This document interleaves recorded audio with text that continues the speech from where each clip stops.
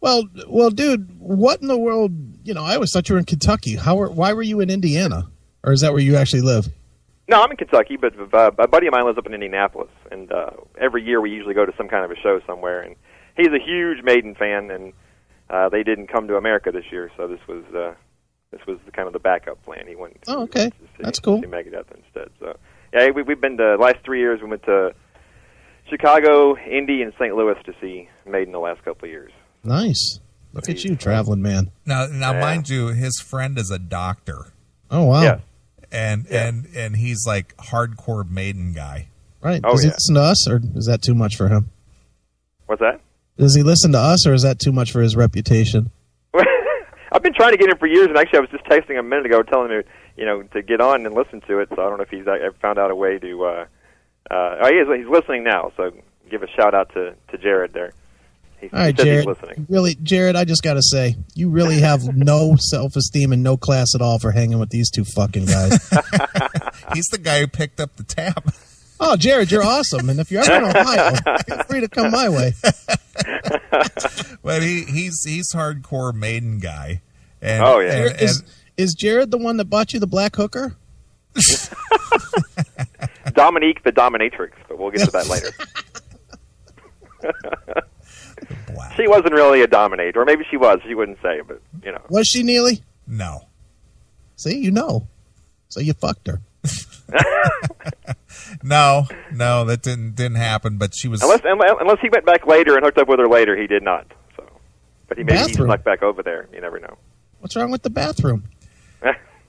But she was well. Since I got Nathan on the phone with me, we'll tell the Dominique story. Yeah.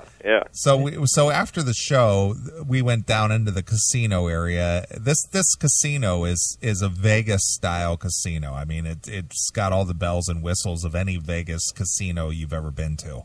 Okay. And it's upper scale, pretty nice place. It's fairly new. It's the new structure is only maybe 2 years old, 3 years old at the most, and they've got some pretty upper scale bars and restaurants and things that are component of the casino. And so we went to this bar after the show, and it's called the 6th Street Bar. Okay. So because the show just let out and it's a Friday night and the place is packed and a lot of people, looking for a drink, the place was just packed. It wasn't a huge bar at all. And so we were lucky enough to get in there and grab a table right after the Megadeth show. Okay. Well, this little gal, the one that was in the picture, she was our waitress. All right. And for whatever reason, even though the bar was very full and very packed, she was very she was. She wasn't gone for long periods of time. She was back to the table very quickly with the drinks, with the food, coming back constantly, you know what I mean? So she took care of us pretty well. She was eyeing up the Neeley stick. Well, I don't know if that's the case or not. Is that the case, Nathan? Well, she was our waitress when we were down there before. So she knew all of us, but then Neeley started working her over, though. Yeah, all right. Now we're getting somewhere. What did he do exactly? Neely's a smooth guy. Neely's a smooth guy. I'm telling you. I'm not joking. He's a smooth guy. By smooth, do you mean he was just like kind of working her hand into his pants or what? Well, he's no John. Oh, no. Balloon Knot John is like the benchmark at this point. I don't know. No, either John or Tom the Scott. Yeah, Tom Scott he's pretty smooth. He's got a lot of play. Yeah, he's got some skills. Well, anyway, this gal, she was kind of an exotic looking girl and just real friendly, very friendly girl. Mm-hmm. And she kept coming back to the table, seeing if we need anything, and if we ordered another drink or anything, she was back with it just very quick. How long was it that you were there before you had a phone number? I didn't grab her phone number. Shut up. You did. No, I didn't. Seriously. Really? All right, go ahead. Now your story stinks. I know. Dude, let me just put it this way, and I think Nathan can back me up. Yeah. If I wanted to, I could have had that. Yeah, probably. Could have. She was taken by you. You kept, and she was like a very, I guess you could talk, a very light-skinned black girl. But but like Neeley told her, she said you look very exotic, and she did. Yeah, she had a very almost like an Islander girl look about her. Yeah. If the ass is available, how do you not want it? You're single. Well, unlike you, Chris, I just don't hit everything that comes along. Why? Why? Yes. I just don't need the trouble. You were already downtown. Get a fucking hotel room. Right. Knock it down. I'm sure she knew a couple places. So anyway, we're there talking, and I had brought Nathan some shirts for the CMS and had some bumper stickers and so on and so forth. And so I just started telling her that I was going to make her a subject on the show tonight. All right. And that seemed to intrigue her. It's like, oh, well, what are you going to say about me? Mm-hmm. And I was telling her, I'm going to talk about what an exotic little treat you are, and so on and so forth. Well, that seemed to really start getting her to be somewhat very friendly. Wet spot in the front. And Nathan's like, well, why don't you get over there and get a picture with him? All and right. so she got in real close with me, and put her cheek to cheek with me. And she goes, so you're really going to talk about me on your show? And I go, yeah, absolutely, and so I'm asking her how old she was, and she's 28 years old. Perfect age for you. And I was asking her where she lived, and see the big smile on her face. Oh yeah. I just had her giggling. And he's got that hand up pretty high on the side. Yeah, I got a little fleshy boob there. Grabbing some side tit. Right. See it? Yeah. So she was just a very friendly gal, and so Nathan's asking me, got a little jungle fever tonight there, Neeley? What? See, dude, she gave you the out. She was trying to get you to say that you were going to talk about her on the show. The natural response should have been, give me something to talk about. Right. That's the move. Right. She was asking you for dick. Sure. She wanted your cock. Right. Why didn't you give it to her? You're just so fucking nice. Well, again, she was a real friendly girl, and she did a good job in taking care of us and getting our drinks and everything. And so I just thought I'd make her night and thrill her with the thought that you could have me, baby. You could have me. But you didn't let her. No. Dick. You got to go back next week sometime and bring your phone and let her listen to this on the Spreaker. Sure. See me? I'd be back there tonight. There would have been no show tonight. I'd have been right back there tonight. Hey, right. I just happened to be here again. Sure. But look at the big smile on her face. Yeah. She thought the purple pussy was going to get stretched open. Right. So I was asking her, I said, so you married, girl? Nope, not married. Dude. And she had a tattoo of her name on her arm. She had her name was Dominique. Dude. Yeah. She had her name tattooed on her. I forgot what her name was. But she was a good looking girl though. She was just a lot of fun, real friendly, just smiling, laughing, just carrying on, just a fun gal. Are you planning to go back to see what's there? Am I going to go over there? No. Never again. I didn't say never, but do I have a reason to go over there? Not really. You wouldn't go over knowing that she's willing to give it to you. I didn't say she was willing to give it to me. You're making that assumption. Because of everything you guys are both saying. She's totally saying, here I am, bang me. Is that what she was saying, Nathan? Rock me like a hurricane. Right. I'm thinking that's what she was saying. She's telling you her age. She's telling you she's single. She's pretending she's intrigued by our dumb show. Right. Of course she was willing to fuck you. So she took one of my bumper stickers and she says, I'm going to listen in tomorrow. Good. Well, if you want somebody that's exotic and even more wild than that fucking boar, you call me, Dominique. I'll throw you a fucking. Just based on the picture, I'll throw you a fucking. Yeah. Well, I'm sure we could have found some exotic chicks at the back nine. Oh, you should have seen these pigs come in. Oh my God, dude, we were sitting there at the table, and these two pigs come in. All right, and they're handing out these little. Now, you've been to Vegas or not been to Vegas? I have been to Vegas. Okay, On the strip there, if you ever been to Vegas, these guys, usually illegal immigrants, are out there flipping you these cards about going to these different, strip clubs, or have a escort come come to your room or whatever. Hey, sure. Well, these two pigs, and I don't mean that just to be mean. I mean, these chicks were pigs. They came in. This one girl, she looked like about 100 pounds of sausage stuffed into a 50-pound tube. Yeah, hefty bag. Yeah, basically. and she had the bad tattoos all over, and the horror makeup and everything. All right. And she comes walking up to the table, and she drops off this handful of cards. Okay. And the place was called the Back Nine. All right. And so she's standing there, looking at the shirts. I brought Nathan some shirts, and I was holding one of the girl shirts, and it was a double XL. And I said, "Oh, can you wear this?" And she goes, "Oh no, I got big boobs. I could never wear that." Big boobs. That's under what? Those 3 chins? Yeah. Well, she was packed into this dress.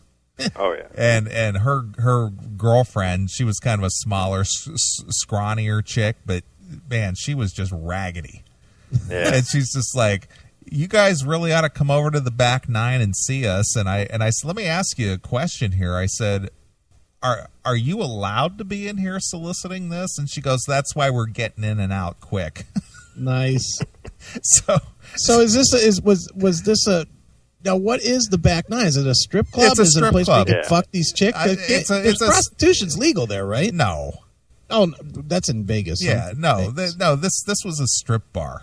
Oh, okay. And the thing is the Horseshoe Casino is in a really bad part of town. Okay. Because Northwest Indiana is financially challenged, deprived.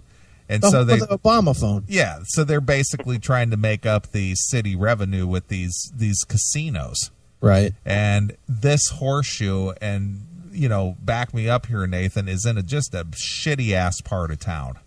Oh yeah. My friend Jared, we had his convertible, and we headed up that way. So yeah, we got to put the top up. So where he knew the area too. Yeah, so where this Back Nine is just in a drug lace, gang part of town, and these skanky chicks are in there soliciting, with these cards. And if you present the card at the door, you get $5 off. Wow. To get into this joint. How much does it cost to get into this place? Well, I'm gonna assume it's probably a $20 bill. $20 to go in and see. I'm making an assumption here, but I'm thinking it's probably a $20 bill. Jesus, what is that? Like $1 per every 10 pounds every chick has? Yeah. Well, but these girls were hideous. Oof. Well, why don't you come over and see us? I was just like, yeah, we'll do that. But she took your shirt. Well, she did take the shirt. Yeah, she took the shirt. Why didn't probably you means just it's tell laying her, in a crack house right now or something, probably. Would you ever think of just telling her, "Look, you're fucking nasty. I'm not coming over there"? Well, I was too engaged with Dominique to worry about these two. Dominique saw that cock that she was expecting getting fucking pulled away by the fucking hefty bag flip. It's just nasty. And then the shorter one was like 3 foot tall and looked like she was going to pass out from like no sleep or something, like she'd been up smoking crack for 5 straight days. Yeah. Seriously, she looked like a raggedy little crack whore. That's great advertisement for your establishment, right? Well, and the card, it said the website was industrialstrip.com. Yeah.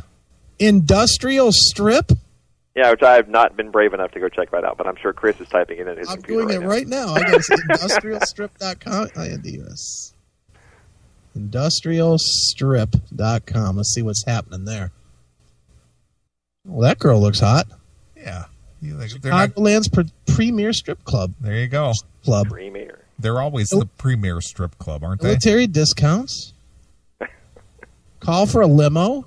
These guys look like they're all right. Not according to the girls that were Well, they only show one girl on the whole website. Of course There's they nowhere I do. can click to see the horse. That's no good. Let me look on their Well, they may not have Facebook been good page. enough to be dancers. They may have just been the runners that went out and threw cards around, or something. Yeah. Oh, man. Even on their website, on their Facebook, they just show store-bought. Oh no! Wait a minute.